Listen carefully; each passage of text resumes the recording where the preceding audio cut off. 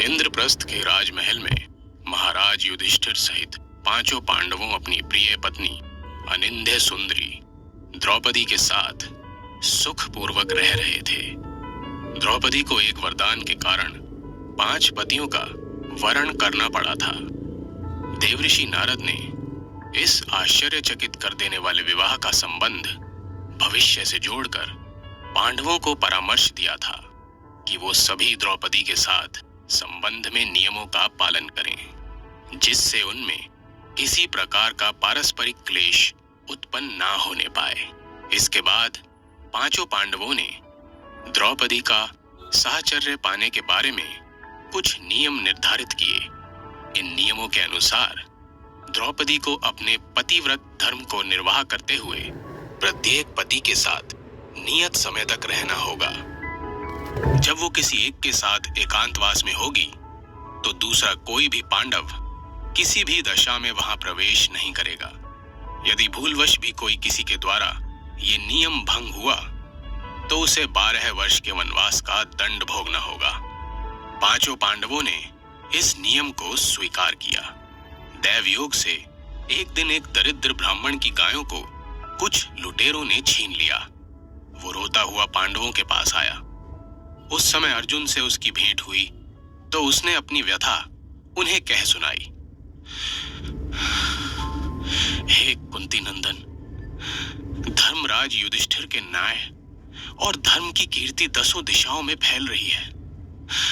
फिर भी आज कुछ निरंकुश लुटेरों ने अजय पांडवों का भय ना मानकर मुझ दीन ब्राह्मण की गायें बलात् छीन ली हैं।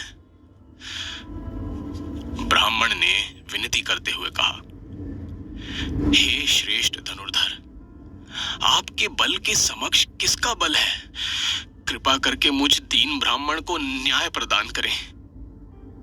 विप्रवर, आप निश्चिंत रहें और हृदय को मलिन ना करें। अर्जुन ने ब्राह्मण को सांत्वना देते हुए कहा, धर्मराज के राज्य में प्रजा को कष्ट देने वालों को कठोर दंड भोगना पड़ता है।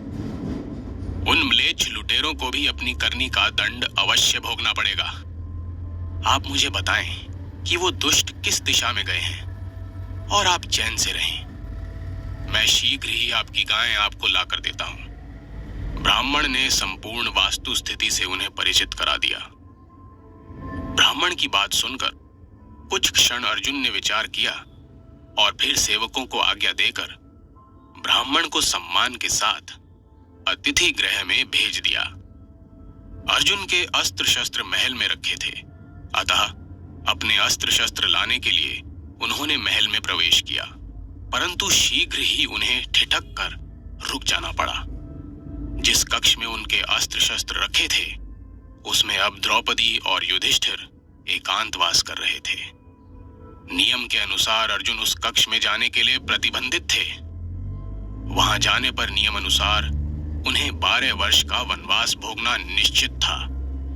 वहां जाए बिना याचक ब्राह्मण का हित साधना संभव न था। अर्जुन के समक्ष धर्म संकट की स्थिति उत्पन्न हो गई थी। अर्जुन ने विचार किया कि याचक ब्राह्मण और प्रजा की रक्षा का कर्तव्य ऐसे किसी भी नियम से बड़ा था जिसे तोड़ने पर दंड मिलता। अंततः दंड का भय त्याग कर अर्जुन ने क्षति योचित व्यवहार करते हुए उस कक्ष में प्रवेश किया। वहां से अपने अस्त्र शस्त्र लेकर ब्राह्मण की गायें ले जाने वाले दुष्ट लुटेरों के पीछे चले गए।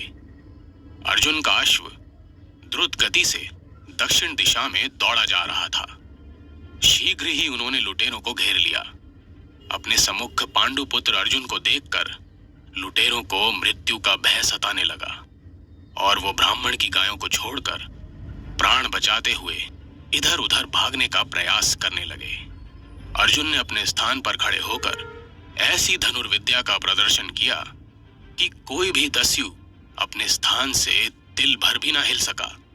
अर्जुन ने सबको बंदी बना लिया और गायों सहित उन सबको लाकर महाराज युधिष्ठिर के दरबार में प्रस्तुत किया। इसके पश्चात अर्जुन ने स्वयं को दाम्पत्य नियम भंग करने का दोषी मानते हुए राजसी वस्त्र उतारकर वनवासियों की वेशभूषा धारण कर ली। और महाराज युधिष्ठिर से वनगमन की आज्ञा मांगी।